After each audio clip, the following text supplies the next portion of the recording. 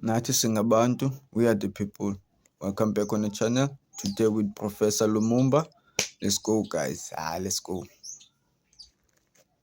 Today, the world is abuzz with the relationship between the United States of America and China.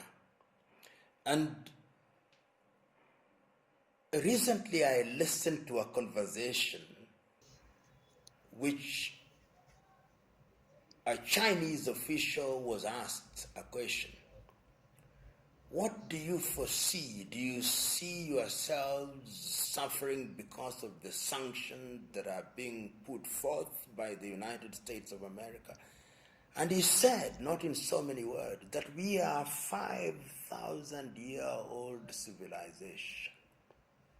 The United States of America is just slightly over 200 years in real terms. And we are going to be there in the next 5,000 years. And to me, that was a statement that was loaded. It was reminding the United States of America that what the world needs is a relationship that is mutually beneficial. That what the world needs is not competition but collaboration. Okay. During our own lifetime, in the last 30 years, China has risen to be the second largest economy in the world. And remember that we are dealing with a country with a population of 1.4 billion, so that its own domestic market is possibly 4 times the market of the United States of America. Remember, we are dealing with a country which in the last 30 years has become the factory of the world. Not even toothpicks. From toothpicks to technical equipment. That is China. Remember, we are talking about a country where the work ethic is comparable to none. So that when we are talking about the relationship between China and the United States of America, we must contextualize it. American factories have, in the last 20 to 30 years, migrated their own production to China.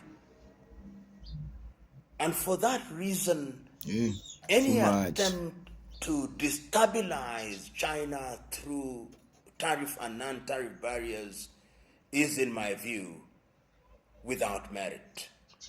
If one looks at the world and one looks at the history, initially the history of GATT, General Agreement on Tariffs, which was succeeded by the World Trade Organization, the whole idea is that one country cannot live in isolation. The world supply chain is so intertwined that we can easily say and repeat that the world is a global village. A decision that is made in Beijing has an impact on an individual who lives in Utah in the United States of America.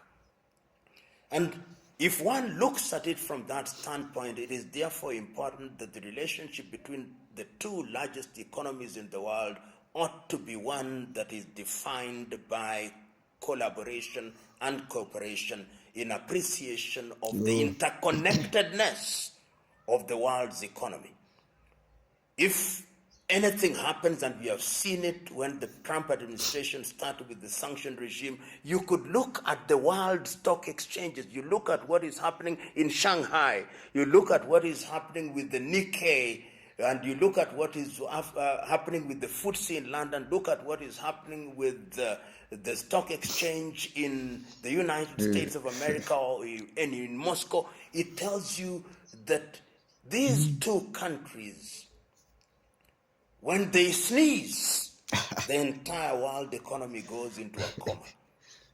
And that is the reason why I am of the view that ultimately what will happen is that after all this saber rattling, people must sit down and begin to ask themselves, how can we ensure that we have a stable economic environment where everybody benefits? Yeah, nyansile professor. Ezinye izinto we must work it out, even though don't forget to comment, like and share. See you on the next one. Let's go.